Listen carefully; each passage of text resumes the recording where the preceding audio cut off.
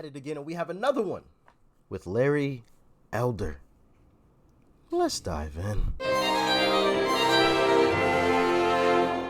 I have frequently said that Black Lives Matter has done a great deal of damage to the very black lives that they claim to matter. This is a prime example. There's a man who works for a news conglomerate called Thomson Reuters. Thomson Reuters hired him as a data scientist, not as a reporter, a data scientist.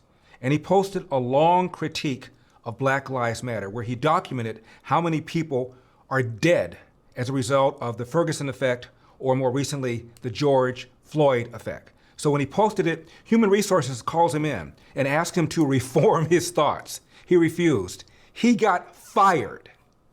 Let's go over the paper by Mr. Zach Kriegman. Headline is real simple. BLM spreads falsehoods that have led to the murders of thousands of black people in the most disadvantaged communities. We're going to go over critical parts of his essay. Quote, he says, I believe the Black Lives Matter movement arose out of a passionate desire to protect black people from racism. So he's okay with it. He said he followed the research, the movements, what's been going on, how the news media have been covering Black Lives Matter. And he said this, and I quote, it's led me to the conclusion that the claim at the heart of the movement, that the police more readily shoot black people, is false and likely responsible for thousands of black people being murdered in the most disadvantaged communities of the country, end of quote. I know people get tired of hearing me say it, but we are scared as black people in America. Black men, black women, black kids, we are terrified. Because you don't know. You have no idea. You have no idea how that cop that day left the house. You don't know if he woke up on the good side of the bed. You don't know if he woke up on the wrong side of the bed. You don't know if he had an argument at home with a significant other. You know, if one of his kids said something crazy to him and he left the house steaming. Or maybe he just left the house saying that today is going to be the end for one of these black people. Think about this. Now I got to stop that. Oh, my goodness. Another rich black person talking about this craziness. If you know me, you know I'm a huge fan of LeBron James on the basketball court. But let me tell you something. Off the basketball court, this man says some of the dumbest stuff I've ever heard. And if you guys remember, we checked out a Coleon Noir video with the rapper Killer Mike. And Killer Mike said something very interesting in that video that I think really resonates here. He said, a lot of celebrities don't know what to think. They're told what to think and say. And I think that's the LeBron situation. LeBron doesn't know exactly how to handle all of this stuff. He just wants to play basketball. I mean, he's a basketball player. Granted, one of the greatest of all time, in my humble opinion. The guy's 6'8", 260 pounds. He's probably going to end his career as the #1 leading scorer in NBA history. But I think he's being told what to say by some of these other folks because he's so popular. He's such a known figure. Everybody knows who LeBron James is. So in order to push an agenda, you have to get connected with LeBron and tell him, hey, yo, this is the things that you probably should say, you know, when you're in front of a camera and yada, yada, yada. I think LeBron is one of the individuals Killer Mike was kind of referencing when he said some of the things that he said in that video with Coleon. But y'all let me know in the comment section. I still like watching LeBron on the court, but I just cannot get behind the stuff that he says off of it because I mean it's just ridiculous. We're scared. I don't know if the cop woke up on the wrong side of the bed today. Man, cops ain't out here just shooting folks. Cops will be in jail. Every single last one of them. If they were out here just, oh, you know what, I had a bad day, so I'm just going to go kill someone today. So, you know, the statements, and he's made some other terrible ones as well. I'm sure you guys have heard it too and just shaking your head along with me. But my goodness, come on, man. Black Lives Matter is causing black people to be killed because the police are pulling back. In the essay, and we'll get to that, he calls it the Ferguson Effect. More recently, people are calling it the George Floyd Effect. It is getting people murdered. Mr. Kriegman continues.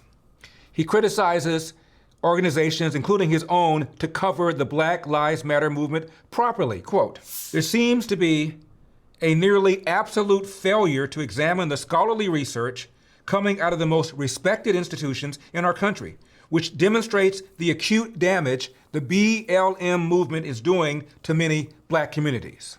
He takes his own organization to task. Thomson Reuters, he says, must do better. Quote, at BLM protests and from BLM proponents, we have heard that it is open season for police to kill black people, that the police are hunting black people. According to the BLM website, quote, black lives are systematically and intentionally targeted for demise by state-sanctioned violence against black people, end of quote. Now think about that. Black Lives Matter says the police are targeting black people to kill them. The only organization that was targeting black folks was BLM. And they were targeting black folks to take their money. All right? They ain't getting none of mine.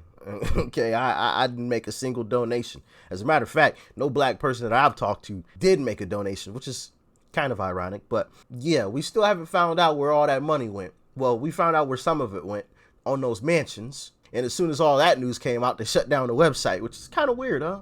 It's about helping black folks. Why did you shut down the website? Why aren't we still helping black folks? Is it just all of a sudden gone now? Interessante, huh? What is their basis for saying this? What do the data say? Back to the essay. Then he talks about the Washington Post database of police shootings. Over the last 5 years, he writes, there have been typically between 30 to 100% more unarmed whites killed by police than unarmed blacks, with an average across the last 5 years of 39%. Take 2020, he says. There were 457 whites shot and killed by police compared to 243 blacks.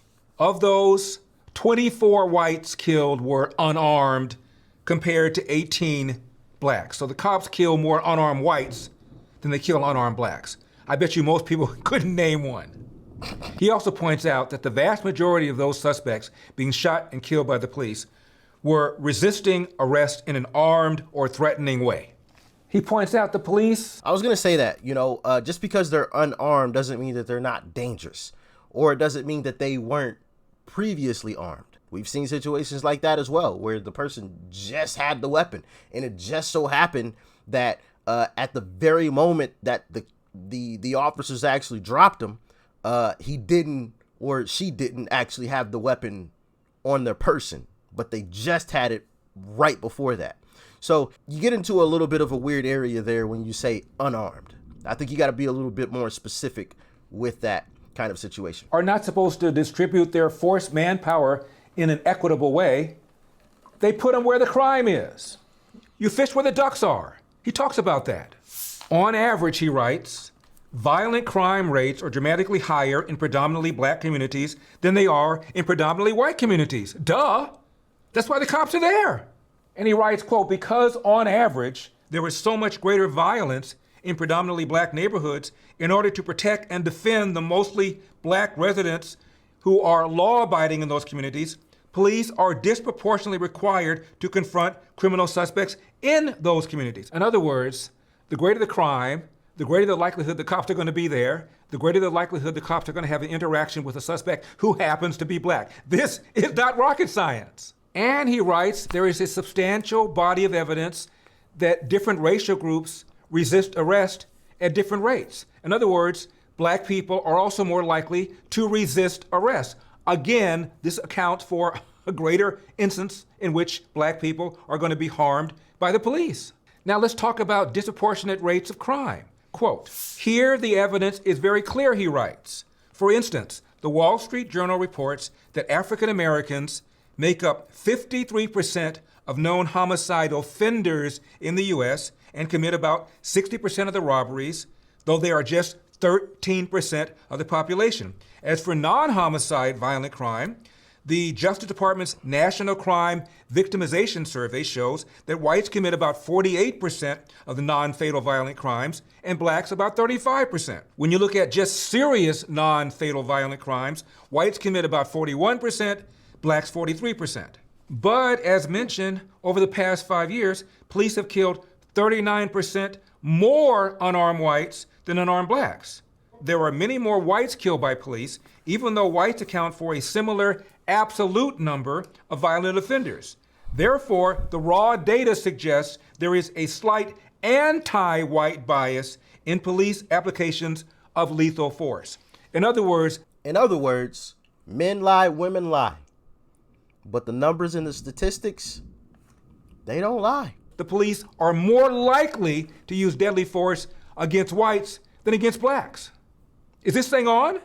In other words, he writes, and I quote, "If you measure police shootings against a legitimate benchmark, one that is actually related to how often police need to use lethal force for entirely lawful, ethical, and moral reasons, such as defending themselves from injury, there appears to be a clear anti-white bias, the complete opposite of the entire premise, the entire foundation of Black Lives Matter." Then he talks about a man named Roland Fryer. Roland Fryer is black. He's brilliant. The problem is a lot of people are allergic to facts. He received a MacArthur Genius Grant. He is one of the youngest tenured professors in the history of Harvard, and Harvard is the oldest college in the country. Roland Fryer is from the inner city. Says himself he's been victimized by racist cops. He just knew the police were engaging in deadly force against blacks just because they were black. He did research, came back and reached the same conclusion as did Mr. Kriegman. The cops were more hesitant, more reluctant to use deadly force against black people than white people. He was so shocked by the findings, he dismissed his entire research staff, hired a new research staff, same results. Now, Mr. Kriegman says it's worth mentioning that Roland Fryer found the police were more likely to use non-deadly force against blacks. And he doesn't know why. I'll tell you why. It's simple. Cops don't want to get this to DEFCON 1. They're trying to avoid using deadly force, so they're using less deadly force more often against blacks because blacks are more likely to resist arrest. This is not complicated. Now, one of the common reactions to all of this is, well, the cops are engaging in over-policing.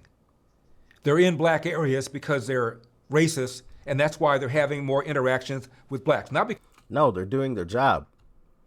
Cops are there to respond to crimes. If most crimes happen where there's a higher concentration of black folks, well, I mean, 2 + 2 = 4, doesn't it? Come on, that's common sense, right? I don't know. That has nothing to do with the cops being, the R word or anything. They are there to help out with crime. So they go where most of the crime is. If that was a white area, then that's where they would be. Because of the crime, but because they're just engaging in racism. The data do not support that conclusion. And Kriegman says, look, I'm from Boston. Just take my city. Every year, Boston has dozens of murder victims. Here are the pictures of the victims. Quote, "If you look at their faces, you'll quickly notice there are hardly any pictures of whites among Boston's murder victims, despite the fact that there are roughly twice as many whites as blacks in the city. That's because nearly all the murders happen in predominantly black neighborhoods like Dorchester and Roxbury. The reason that police have more confrontations in predominantly black neighborhoods in Boston is because that is where the great bulk of violent crime is occurring." And he points out that murders are a good proxy because other parts of crime, oftentimes people don't report it, or you can argue that there's discretion behind the reporting. Murders are almost always reported. Quote, "In plain English, the number of arrests for violent crime is proportional to the number of violent crimes actually committed by each group. Black people are not arrested at a rate disproportionate to the number of crimes committed, and this suggests that black neighborhoods are not, in fact, over-policed. The reason more blacks are arrested for violent crimes is because black neighborhoods suffer more from violent crime. In turn," quote, "the primary reason there are more arrests, confrontations with police, and consequently police shootings in predominantly black neighborhoods is because police disproportionately encounter perpetrators of violent crime there." End of quote. Now, as mentioned, this lie against the cops have caused something called the Ferguson Effect. After Michael Brown and Ferguson, more recently, the George Floyd Effect. And that is, cops are pulling back in the areas where they are most needed. And that results in bad guys knowing it, bad guys committing more crime, bad guys hurting the very people that Black Lives Matter claims they care about. Back to Mr. Kriegman. In 2014, after the shooting of Michael Brown and Ferguson, the BLM movement's anti-police rhetoric and propaganda found a receptive audience. As the police were demonized with falsehoods, their morale declined, and their willingness to engage in proactive policing, such as street stops for suspicious behavior and other forms of policing designed to prevent firearm crimes, plummeted. Cops reported that they were scared. We're seeing the results of that. Crime has skyrocketed. Absolutely skyrocketed. And it's all these folks' fault. Oh, cops are horrible, terrible, no good, very bad people. Okay, well, figure it out. Deal with it yourself. Just saying. We're starting to see the ripple effects of it. Or unwilling to confront Soon it'll be a tidal wave. Suspects, because the confrontation could escalate into a situation where they would need to use force. Such a situation could turn into a media circus. They could be scapegoated, careers could be ended, friends and community would cut them off, and possibly they would even be wrongfully convicted and imprisoned. Thousands simply quit. Fewer police stops led to more guns and more criminals on the streets. Murder rates, especially murder rates in low-income black neighborhoods where the police were most reluctant to confront criminal suspects, spiked. And then this data scientist projects exactly how many more murders have occurred as a result of the police pulling back. It's stunning. Relying again on the research of the black Harvard economist Roland Fryer, after an exhaustive statistical analysis, Fryer concluded that not only was there something like the Ferguson Effect, but in just the 5 cities he examined, 5 cities, it caused a staggering 900 excess murders and 34,000 excess felonies that would not have otherwise occurred. Now, as 900 people lost their lives because of all of that. And there will be more. Because there's still people out here who believe all cops are horrible, terrible, no good, very bad people. Okay, have fun with that. Good luck. You'll need it.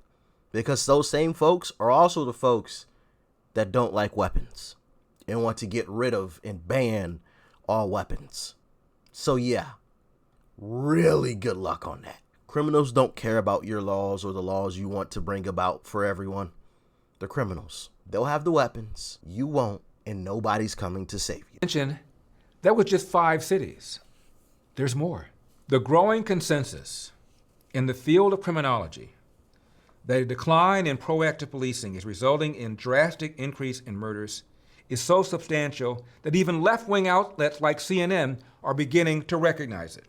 Quote, regardless of whether you call it the Ferguson effect or the Minneapolis effect, or as I say, the George Floyd effect, if you add up the estimates of murders from the different studies in various cities and time periods, you get something in the neighborhood of 2,500 additional murders on the lowest end, but possibly well over 10,000 on the highest. Those were people's mothers, brothers, uncles, aunts, cousins, close friends, all gone.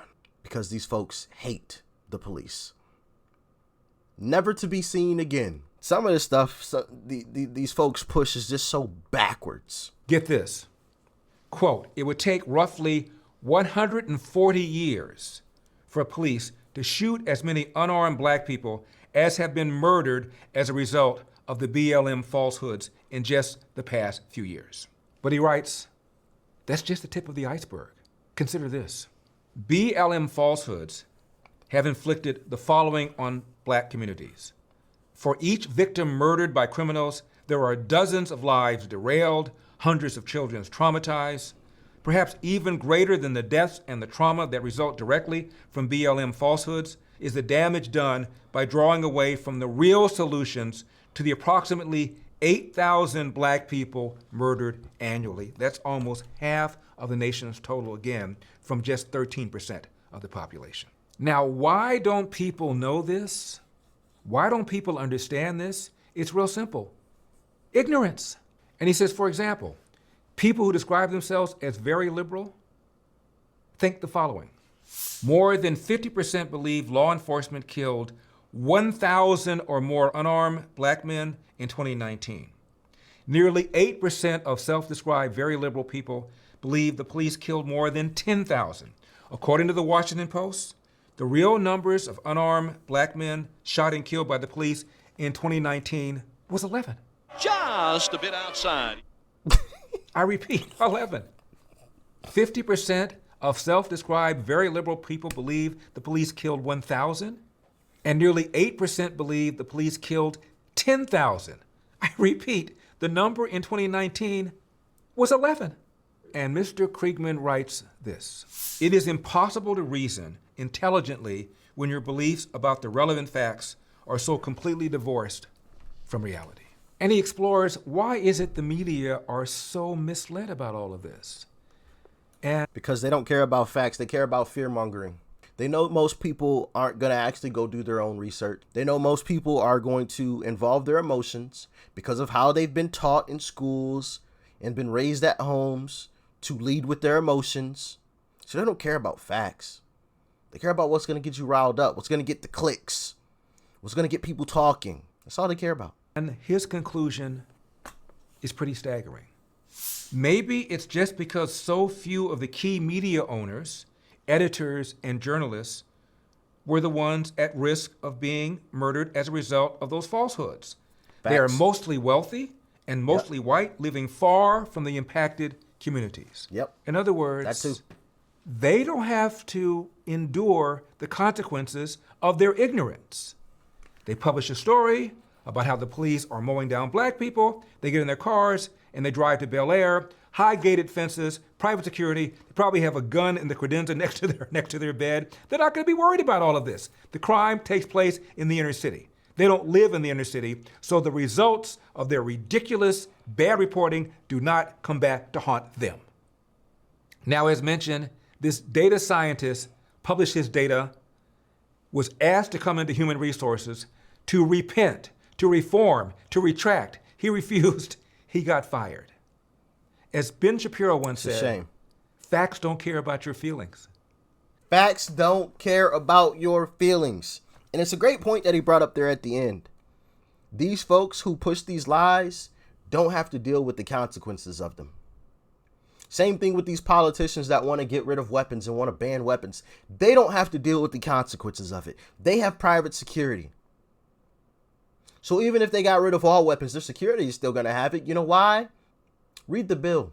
They're allowed to. They made sure they put that in there. They made sure they're allowed to protect themselves. But we're not allowed to protect us? Very interesting, huh? Very interesting. Y'all let me know what you thought about all this craziness in the comment section below. Like, share, comment, and of course, hit that subscribe button before you go. Thank you all for tuning in once again. Peace and love. I'm out.